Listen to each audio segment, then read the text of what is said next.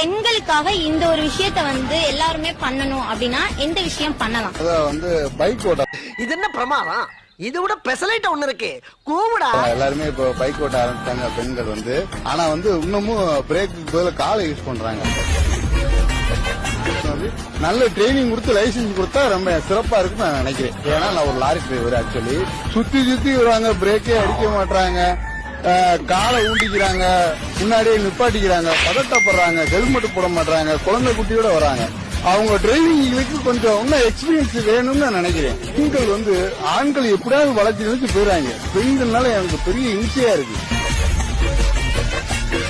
எல்லாத்துக்குமே ஒரே ரூல்ஸ் இருக்கணும்.